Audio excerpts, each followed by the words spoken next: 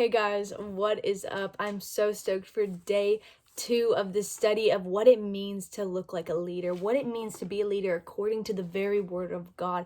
What should it look like? What is God calling us to be as a leader? What qualities does it bring? And so today I want to still continue in Nehemiah, but I want to talk about the importance of obedience. And I feel like a lot of times we hear that word and we get so scared by it. We say obedience, like that sounds scary. It sounds like one of those words, when your mom calls you out your full name and you're like, oh, I'm in trouble. I'm for sure in trouble because she just said my full name. She didn't just say Alexis, she said Alexandra Isabella Marcoux. I know I'm about to get in trouble.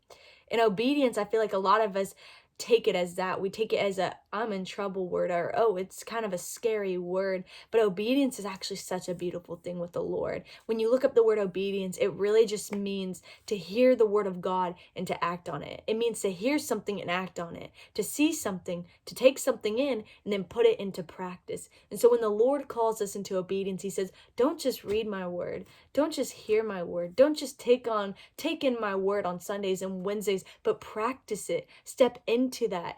When I call you to something, when I say, go make disciples of all nations, I'm not calling you to just take it in and let it sit in you and soak in you, but I'm calling you to go practice it. I'm calling you to go and make disciples. It's a command to you. And I have given you the permission to commission. That's what he's saying, is he's giving us the permission to commission. So when he calls us to obedience, it's important that we step into it.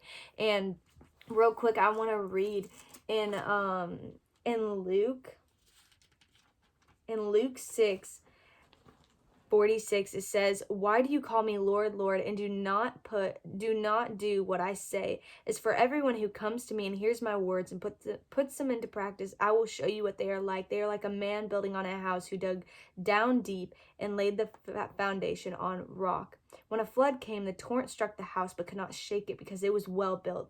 But the one who hears my word and does not put them into practice is like a man who builds a house on the ground without a foundation. The moment the torrent struck that house, it collapsed and the destruction was complete. Whoa. The Lord just mic dropped on all of us out here. You better believe it. He just mic dropped. He was like, whoop.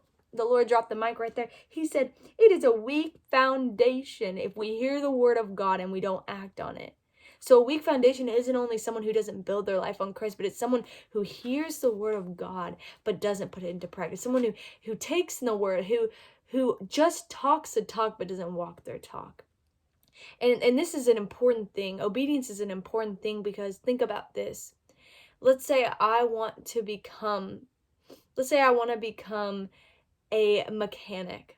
And I really have dreamed of becoming a mechanic, and I get the opportunity to work with someone to teach me. Either I can work with someone over here, we'll call him Bob. Hey, any Bobs out there?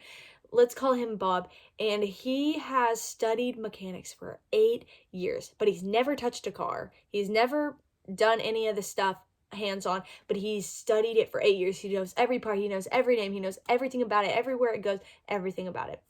But then there's this guy over here. We'll call him Jim. So, hey, any Jims out there, we'll call him Jim.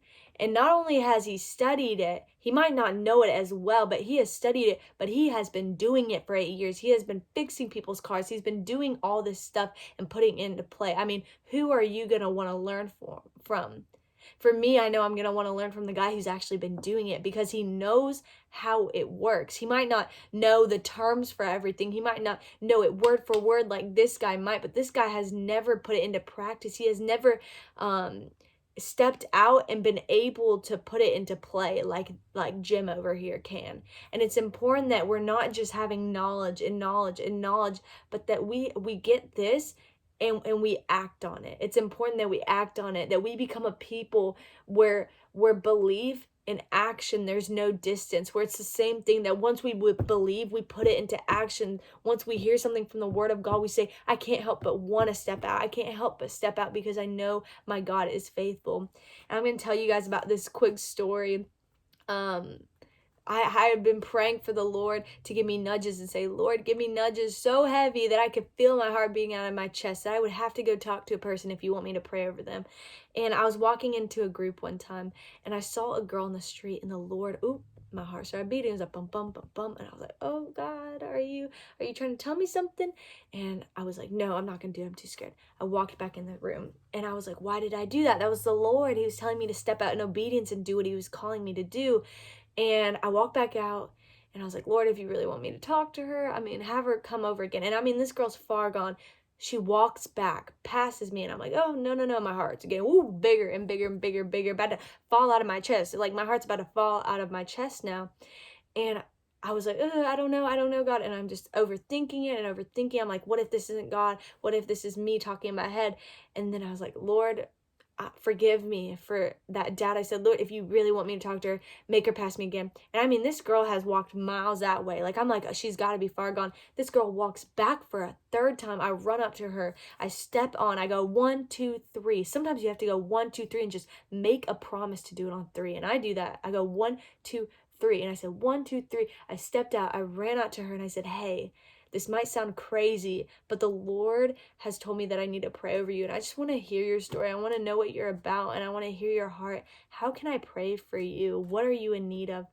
And she starts almost confused at first. She's like, what are you doing? And then she goes, yeah, she said she moved in to a new house. She can't pay her rent. She started talking about all these things, saying how she feels lonely. She feels like she's not important. She had suicidal thoughts and cuts all over her arm, marks all down her arm from suicidal thoughts and wanting to commit suicide because she didn't feel important. She didn't feel loved. She didn't feel like there was any purpose in her life anymore.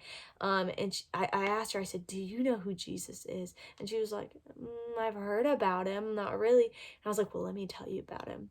And I stepped out in obedience. God told me that I need to go over there and talk to her. He didn't tell me specifically what. He didn't tell me all this stuff. He just gave me that affirmation. He gave me that feeling, that nudge, and said, you need to go over there. And that's my thing, I'm telling you. And we don't have to have all the details to step out in obedience. Sometimes the Lord just says, that person right there, go.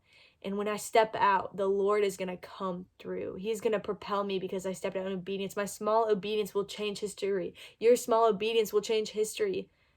So I stepped out in obedience, and that girl gave her life to Jesus, is now one of my good friends, and got baptized that very night. Come on. Like, this is insane, but it would have never happened if I didn't step out in obedience, if I didn't trust who God was, if I didn't remain faithful to him. But this is the thing, is God's still faithful when even when we're faithless. And I just want to encourage you guys. I want to actually challenge you guys today. Go and share the gospel with someone. Step out in obedience. Be a leader that says, God, I heard your voice and I'm going to step on it without a question. I heard your voice and I'm not going to overthink it. I'm going to hear your word. I'm going to step on it in obedience. And so Nehemiah did just that. When he was over here and he was called by the Lord to go to Jerusalem and rebuild the wall, he did it. The Lord said, do it, and he did it. So I want to encourage you today, go share the gospel with somebody today. Step out in obedience. Whatever the Lord is nudging you to, whoever he's telling you to talk to or encourage, do it. And he will never, never fail you.